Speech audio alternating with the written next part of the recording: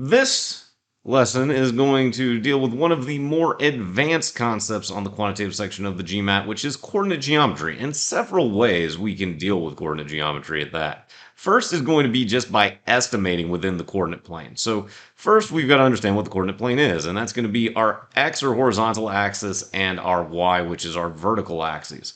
And these two lines create what are known as four quadrants for your positive and negative values for the x coordinate and your y coordinate. Quadrant 1 is always going to be a positive x coordinate and a positive y coordinate. Quadrant 2 is always going to be a negative x coordinate and a positive y coordinate. Quadrant 3 is going to be a negative x coordinate and a negative y coordinate, and quadrant 4 is going to be a positive x coordinate and a negative y coordinate. Now, the center point is what is known as the origin, and that has coordinates of x value of 0 and y value of 0. So if you ever see the word origin, you actually have a point on the coordinate plane.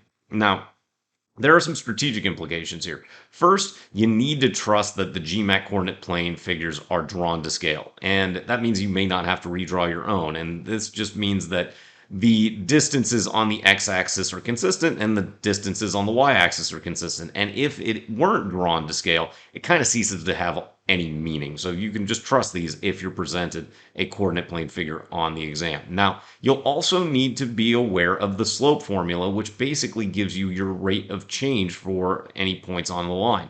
It's known as the rise or the y change over the run or the x change. And you can see that illustrated with the formula there of our second point y coordinate minus the first point y coordinate over the second point x coordinate minus the first point x coordinate. And this is just your change in y over your change in x. Now, if we draw a line here through the center at that diagonal, we actually can estimate its slope immediately by just knowing that if the line is oriented up and to the right, you've got a positive slope. If this line were instead oriented down and to the right, we'd have a negative slope. Now, if we were to state that there were 45-degree angles on either side of that line in the coordinate plane to the axes, then we have a line with a slope of 1 because our rise and our run are theoretically and functionally the same. So if you got a same degree measurement on either side in between two of the quadrants, you've got a slope that's either positive 1 or negative 1. Then let's just draw another line, this orange one over here, and those circle dots are what are known as the intercepts. The first is our x-intercept, and that is the point on the line where the y-coordinate is 0. In this case, it kind of looks like, say, -1, 0 for that x-intercept. Then our y-intercept is where our x-coordinate is 0, and in this case, it might look like something to the effect of 0, 3. Now, if your line is closer to the y-axis, you're going to have a slope that's either greater than 1 or less than -1 because you are now making your rise faster than your run. And you can see that kind of comparatively to the blue line that we had to start. So we know that this orange line has to have a positive slope greater than 1. But if instead our line were drawn closer to the x-axis, then our slope would be between -1 and +1, because then our change in x denominator would be greater than our change in y rise numerator. So creating a fraction in between positive and -1. So if we take a look at the line P here, this purple line, we can make some estimation calls immediately. We know, for instance, that the slope has to be between -1 and 0 because it's going down and to the right and it's closer to the x-axis. We also know that the x-intercept and the y-intercept are each going to be greater than 0, even if we don't have their exact values as yet. So as you can see, there's a bunch of different things you can do just by estimating in the coordinate plane. Now, you will also likely encounter the standard equation of a line and have to algebraically evaluate lines in the coordinate plane as well. So here you can see that standard equation of a line, y equals mx plus b. Now, what do those pieces mean? Well, first, the y is going to be your y-coordinate of a point on the line at the corresponding x-coordinate. The x is your x-coordinate of that same point on the line at the corresponding y-coordinate. The m is your slope. and your b is your y-intercept, and that's because you set your x value equal to 0. That cancels out the mx, and then you're just left with y is equal to b. So then you need to recognize that the standard equation of a line is going to require only 2 points on the line to derive its equation at any point. Now, there are some strategic implications of the standard equation of a line. First, consider those lines in the coordinate plane as algebraically as possible, especially if no real values are presented. And also recognize that the formula or the slope can potentially be derived algebraically without the exactly provided points on the line. So there are ways to cancel things out that they like to do on some harder coordinate plane kind of algebraic evaluation type problems. So then we'll talk about some advanced shapes in the coordinate plane, starting with parabolas. And a parabola is going to be that kind of vase shape that's equal on both sides. So at y equals x squared is just centered at the origin and pointing upward. Then y equals minus x squared, where the exponent is applied first, and then the negative is going to be centered at the origin pointing downward. Now, if you were to add an a after the x squared, that's going to shift your parabola a units up or down the y-axis, because that's when x is equal to 0 and it just moves along the axis. So for instance, if you had a function of y is equal to x squared minus 7, you'd have an upward facing parabola with a vertex at 0, negative 7. Now, if you've got y equals x plus b, the quantity squared, that's going to shift the parabola negative b units on the x-axis. So if you saw y is equal to x plus 4 squared, you still have an upward facing parabola, but the vertex is going to be at negative 4, 0. Now, when you graph circles, again, not something that comes up all that often, there is a formula for that as well, which is going to be x minus h squared plus y minus k squared is equal to r squared, where hk is the coordinates of the center of the circle, xy is any point on the circle, and r is the radius of the circle. Now, when you're dealing with coordinate geometry, the steps are very similar as to normal geometry. First, you want to set up the scratch pad as appropriate for either a standard problem solving or data sufficiency question. Step 2 is going to be to read that problem from the beginning, taking notes as necessary, and at the end you want to determine if drawing figures to scale is helpful. It's generally more helpful for coordinate geometry if no figure is provided or you're plugging in as your strategy for a yes-no data sufficiency. It's going to generally be less helpful if a figure is provided because you don't have to repurpose it because you know it's drawn to scale when it's a coordinate geometry figure, or if you're dealing with just algebraic expressions in the coordinate plane, because again, usually that's going to tie more to algebra than to recognizing visually what's happening. But as we stated, you can trust all coordinate geometry figures as drawn to scale, and when you draw them, you'll want to try to make them relatively scaled as well. So if you're drawing, step 3 is going to be to carefully draw that figure to scale based on the information that's provided, labeling all the known and deducible values for the figure, and look to appropriately draw and redraw for possible logical estimation. Then step 4, you want to write out all needed formulas for the problem and or the drawn figure, and that's going to be to facilitate easy plugging in from that problem or figure. And then our last step is going to be to work the problem as normal following your appropriate process. Whether that's problem solving, where you'll want to consider all 4 possible tactics, especially logical estimation, because there are still probably more opportunities for logical estimation on geometry questions, including coordinate geometry questions, than anywhere else on the exam.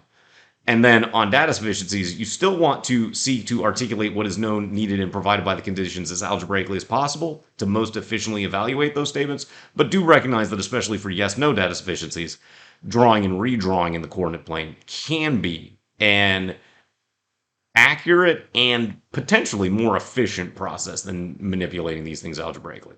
So let's move on over to the whiteboard and take a look at a couple of example coordinate geometry problems from problem solving and data sufficiency. Here we have a problem asking about the coordinate plane. We can identify that pretty quickly just upon glancing and saying, oh, hey, there's a couple of coordinate points in the prompt. So we've got A, B, C, D, E. Because we've got simple numbers, I'd probably just write them out. We'll just have -1/2, 0, 1/2, 1, and 5/4 as our possible answers. And we're being asked for the slope of a line that would split a rectangle with vertices at the origin 5, 0, and 0, 4 into halves with equal areas. So because this is a coordinate problem, because this is a coordinate plane problem, we'll want to draw a little coordinate plane. Now, because we recognize that the points are all positive or the origin, we can just focus on that second quadrant that we talked about, or that first quadrant that we talked about, because we know that we don't care about anything that involves a negative value. So we're just going to draw out 1, 2, 3, 4, 5 little dashes, 1, 2, 3, 4, 5 little dashes on the two axes in the direction that matters. And we know that we're going to have a point at the origin here. So this is 0, 0.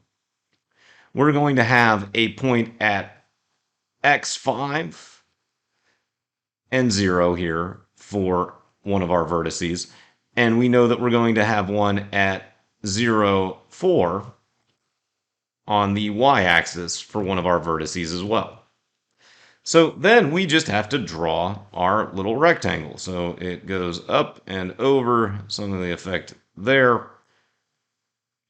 And so now we have our rectangle, and we've got to think about how to have this. Now, many individuals, probably most, are going to think, hey, let's just do a diagonal, right? That's probably the most intuitive way for us to split this in halves. So let's see if that's an option, right? So if we did our slope formula of y2 minus y1 over x2 minus x1, we can find that slope. And we have to intuit as well what this point up here, our final vertex, would be for our rectangle of all right angles. And so we know that our x-coordinate is already 5 and our y-coordinate is already 4. So we can just call this point 2, and we'll obviously have the origin here as point 1. So we'd have our second y-coordinate as 4 minus our first y-coordinate of 0 over our second x-coordinate of 5 minus our first x-coordinate of 0. And so 4/5 would work. Uh-oh, 4/5 isn't there though. So that's not going to work. And that's the only diagonal line that would allow us to split this thing in half. So now we've got to think visually about how else we could split this in half. Now, we could do it vertically if we were to draw a line just straight down the middle at 2.5. But that would have an undefined slope. So it's not going to be this one because this slope would be undefined. And the undefined isn't an option either. But we've got to be savvy and think, wait a minute, if we had a line that went straight through at y equals 2, then this purple line, we'd have 50% of our rectangle above and 50% of our rectangle below. And a horizontal line, you may already know this, but if you don't, we can just say make 0, 2.1, and we can have 5, 2 as 0.2 again. We just plug in our formula. We've got the difference in the y is just going to be 2 minus 2, and that basically renders the differences in x irrelevant because it's just going to be 5 minus 0, and we've got 0 over 5, and that's a slope of 0. And that is one of our options up here as choice B. So you have to be a little savvy as you consider these questions. Don't only look at this in the conventional way. Try to find that diagonal. And of course, we have 5/4 up here as a big old trap. But by drawing your own coordinate plane figure, you can make this an achievable problem, even though it probably would qualify as a harder one. So we'll scroll on down here and take a look at a data sufficiency example next. So we find out what we know is that line K does not pass through the origin. And of course, that's 0, 0 as the coordinate point. And we're being asked, is the y-intercept less than 0? So we set that up, box that off. And of course, this is a yes, no data sufficiency, so we should note that as well. Now, what do we need? Well, we need either y equals mx plus b or some method to determine the placement of that y-intercept on the coordinate plane.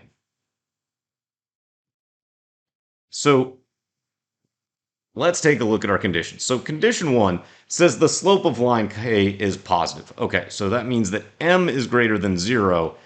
Well, algebraically, I can tell that that doesn't really do anything for us. But if I were to draw a little coordinate plane up here, just for visualization's sake, and we certainly can with a yes-no data sufficiency, do a little bit more plugging in, just knowing that the slope of line K is positive, well, that means we could have our y-intercept down here quite easily, but we could also just move the line up and go, okay, it's here too.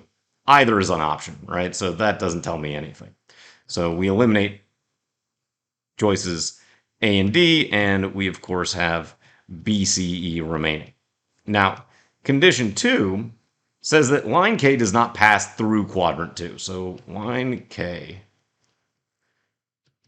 and we'll just put Q2 here for reference. Now, the quadrants themselves are kind of a visual concept, and rather than doing it algebraically, because we know that we can't go through the origin anyway, so that's not allowed. But we've got quadrant 1 here, quadrant 2 here, quadrant 3 here, and quadrant 4 here.